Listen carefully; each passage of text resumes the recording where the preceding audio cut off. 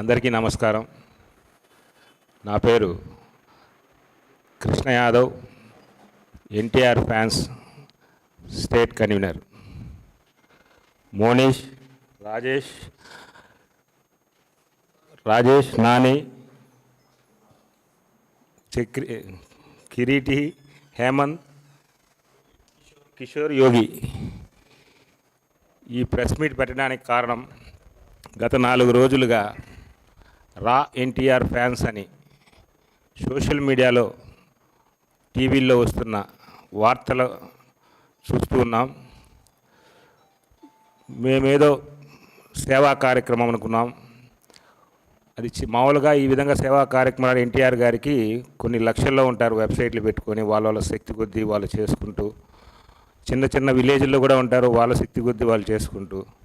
సరే, వీళ్ళు ఏదో పెట్టి చేస్తున్నారు అనేది మాకు తెలిసిన వరకు తెలుసుకున్నాం.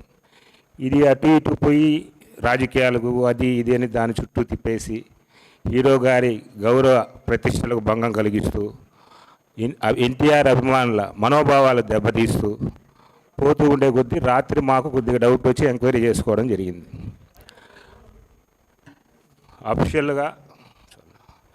అఫిషియల్గా నిన్న స్టేట్ ఎన్టీఆర్ ఫ్యాన్స్ తరపున ఒక స్టేట్మెంట్ ఇవ్వాలని డిసైడ్ చేసి ఈరోజు తెల్లవారుతో అనుకొని ప్రెస్ మీట్ పెట్టడం జరిగింది.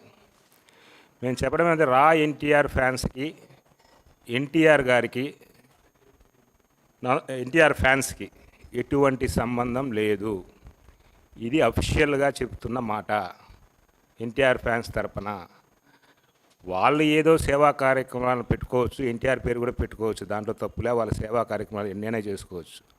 100 కోట్లని అందరికీ చెప్తూ ఒక పోస్టర్ రిలీజ్ చేసి, అభిమానుల్లో పేదోళ్ళు ఉంటారు, ఏదో సహాయం పొందవచ్చనే ఆశాభావాలతో కూడా ఉంటారు. వాళ్ళని కూడా మిస్యూజ్ చేసి కన్ఫ్యూజన్లో పెట్టి, ప్రజల్లో కూడా అదేవిధంగా ఉంటారు, వాళ్ళని కన్ఫ్యూజ్ చేసి 100 కోట్లని పోస్టర్ రిలీజ్ చేసి దీన్నట్టే తీసుకెళ్ళి ఎన్టీఆర్కి గౌరవానికి భంగం కలిగే విధంగా సోషల్ మీడియాలో తీసుకుని వెళ్ళారు. మేమేం చెప్తామంటే, వాళ్ళ సేవా కార్యక్రమాలకు మేము చేయొద్దని మేము చెప్పట్లేదు.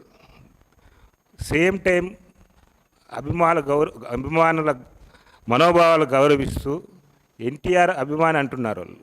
ఎన్టీఆర్ గారు హట్ అయ్యే విధంగా మీరు విధంగా చేయడం తప్పు. ఈ విషయం మీరు అప్పుడే ఖండించుంటే ఇంతవరకు వచ్చుండేది కాదు. మీరు స్టార్ట్ చేసింది మీరే. 4 రోజులు ఆనందం పొందారు.